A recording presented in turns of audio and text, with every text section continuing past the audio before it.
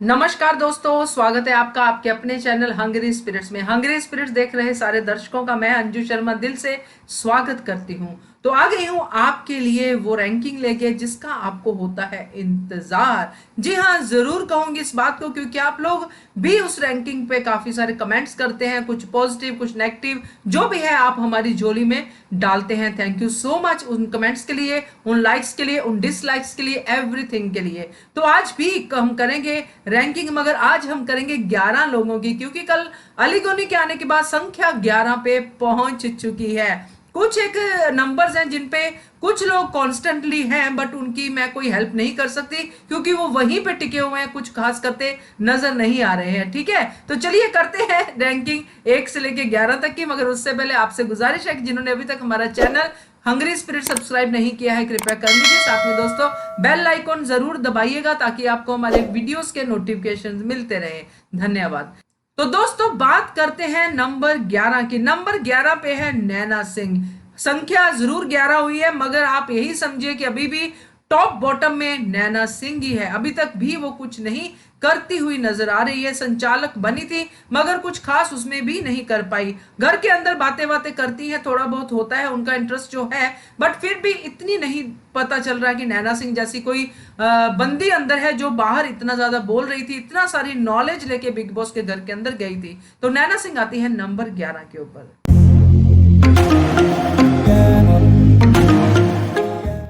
Number 10 पे आ गए हैं शार्दुल पंडित। जी हाँ, शार्दुल पंडित ने कल कुछ किया तो है, क्योंकि एक तो एजाज खान की रिप्रेजेंटेटिव बने हैं, उनका विश्वास उन्होंने जीता है और उनके लिए टास्क भी पूरी ईमानदारी से खेला है। कहने का मतलब यह है कि अब वो गेम में कुछ कुछ बनते नजर आ रहे हैं, मगर बहुत जल्दी करनी पड़ेगी, नहीं तो नीचे के नंबर में आते आते वो बाहर भी जा सकते हैं, क्योंकि नॉमिनेटेड है। तो शार्दुल पंडित है नंबर 10 के ऊपर।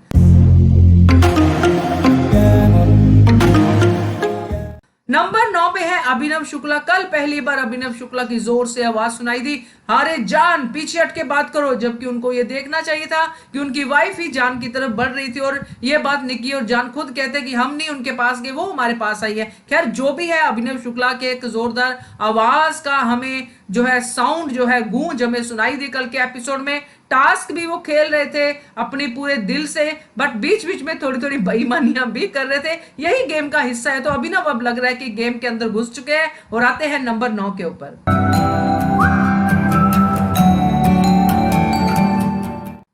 नंबर 8 पे आ गए हैं मेरा हीरो आ गया, मेरा हीरो आ गया। जी हाँ, अली गोनी। अली गोनी कमरे के अंदर रह के भी बिग बॉस ने उनको बहुत स्कोप दिया है अपनी बातें करने का, गेम के अंदर बने रहने का। तो अली गोनी ने जिस तरह फोन के जरिए जैस्मिन को गाइड किया, पवित्रा के साथ बात की और बाकी सब लोगों के साथ भी, इवन एजाज भी आके अली गोनी के साथ ही अपनी सफाइयां देते हुए नजर आए। तो काफी इंपॉर्टेंट फिगर बन गए आते ही अली गोनी। तो इसलिए आते हैं नंबर 8 के ऊपर।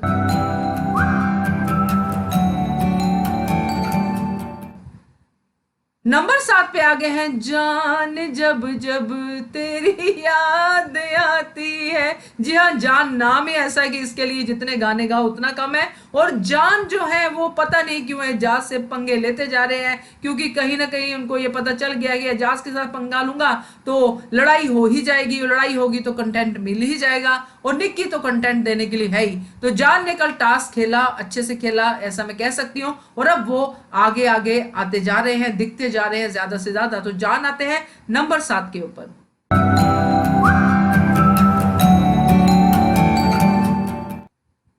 नंबर 6 पे आ गए हैं राहुल वैद्य। काफी नीचे आ गए हैं, जबकि ये बड़े धुआंधार खिलाड़ी हैं और अच्छे से खेल रहे हैं, मगर जैसे ही कोई रेड जोन में जाता है तो उसकी गेम जो है बंद सी हो जाती है। ये अलग ही एक सिस्टम चालू हुआ इस बिग बॉस में कि रेड जोन में एक तो कुछ करने के लिए नहीं है, और दूसरा रेड जोन में जाके लोग सुस्त हो जाते हैं, कुछ खास करने की उनकी इच्छा भी नहीं रहती है, ऐसा मुझे लग रहा है। बाकी आप लोग समझदार है, कमेंट करके बताइएगा। तो राहुल वैद्य सिर्फ बाहर आए जब संचालन किया, तब उन्होंने थोड़ा बहुत अपना दिखाया जलवा, बट अदरवाइज वो खास नजर नहीं आए। बट फैन फॉलोइंग उनकी उनके उन हफ्तों की वजह से बढ़ चुकी है जब उन्होंने बहुत अच्छे से परफॉर्म किया। तो राहुल आते हैं नंबर 6 के ऊपर।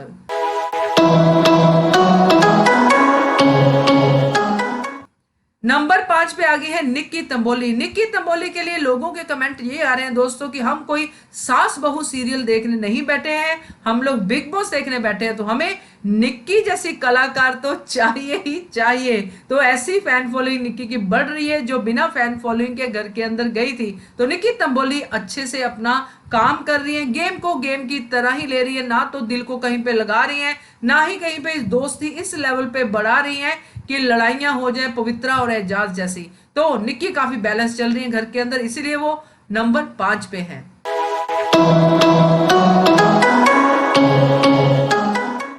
नंबर 4 पे आ गए हैं एजाज खान। एजाज खान कल काफी अच्छे से बातें कर रहे थे, लड़ भी रहे थे और अपनी बात जस्मीन को समझा भी रहे थे अच्छे से, बट फिर भी अब उनकी गेम जो है बहुत ही ज्यादा प्रिडिक्टेबल हो गई है और उनकी जो लड़ाइयों के सेम डायलॉग है उनसे लोग इरिटेट भी हो रहे हैं। बट अगर कंटेंट की बात करें तो एजाज खान काफी देर तक कल स्क्रीन पे छाए रहे, इसीलिए वो आते हैं नंबर 4 के ऊपर।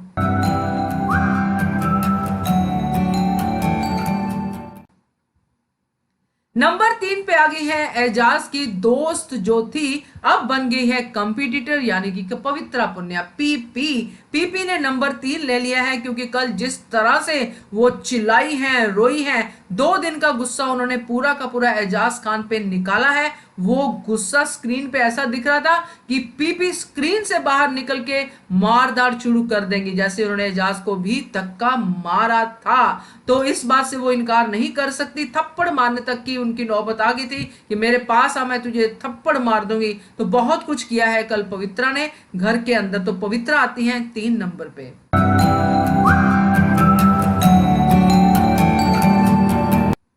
नंबर 2 पे आ गई है रुबीना। जी हाँ, रुबीना को इसलिए नंबर 2 पे लिया है कि रुबीना की फैन फॉलोइंग तो है ही है, मगर कल हम सब ने रुबीना को जोर जोर से चिल्लाते हुए देखा। जिस तरह से वो कल लड़ाई कर रही थी, इसी तरह उनको अपना पॉइंट आगे भी रखना पड़ेगा, आगे भी बढ़ना पड़ेगा। संचालन के रूप में उन्होंने थोड़ी सी बेईमानी की, चाहे उनके कैरेक्टर को सूट करती है चाहे नहीं करती है, मगर गेम की डिमांड यही होती है कि संचालक के हाथ में बिग बॉस सब कुछ तभी देते हैं जब उनको पता होता है कि ये कुछ भी करे मुझे मानना पड़ेगा और संचालक गेम को बदल भी सकता है। बट अपने हस्बैंड के लिए थोड़ी सी सेफ साइड लेना थोड़ा उनके लिए नेगेटिव चला गया, but otherwise she played very well in yesterday's game. तो रुबीना आती है नंबर 2 के ऊपर।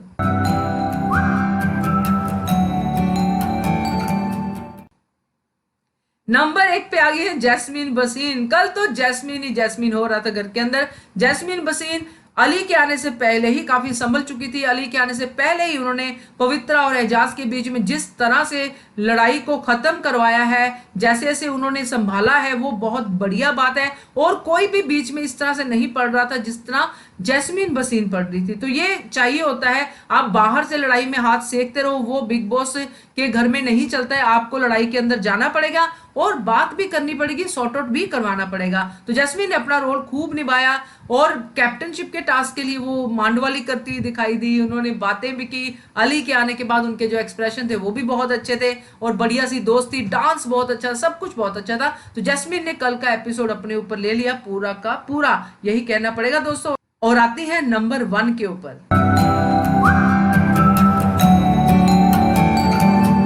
तो ये थी दोस्तों 33वें दिन की रैंकिंग। कमेंट करके बताइएगा कैसी लगी। बने रहिए चैनल हंग्री स्पिरिट्स के साथ। Thank you so much. Subscribe to our channel by clicking the subscribe button. Click the bell button and enjoy the latest uploads from our channel.